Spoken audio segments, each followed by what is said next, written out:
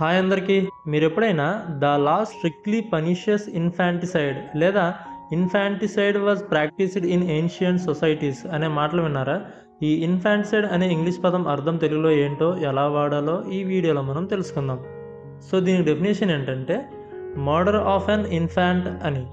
అంటే జన్మించిన తర్వాత చిన్నపిల్లలను, ముఖ్యంగా శిశువులను ఉద్దేశపూర్వకంగా చంపడాన్నే ఇన్ఫాంటిసైడ్ అని అంటారనమాట. అంటే దీన్నే శిశుహత్య అంటారు. లేదంటే కొత్తగా పుట్టిన శిశువుని చంపడం, లేదంటే పిల్లల హత్య అనే నేరాన్నే ఇన్ఫాంటిసైడ్ అనే వర్డ్తో మనం చెప్పొచ్చు. దీనికి ఎగ్జాంపుల్ చూస్తే female infanticide was a serious problem in some reasons. అంటే కొన్ని ప్రాంతాల్లో ఆడ శిశు హత్య తీవ్ర సమస్యగా ఉండేది అని అర్థం. అప్పుడే పుట్టిన పిల్లల్ని లేదా చిన్నపిల్లల్ని ఉద్దేశపూర్వకంగా కావాలని చంపడాన్నే ఇన్ఫాంటిసైడ్ అనే వర్డ్తో చెప్తుంటారు. ఇన్ఫాంటిసైడ్ అంటే జన్మించిన తర్వాత శిశువుని హత్య చేయడం.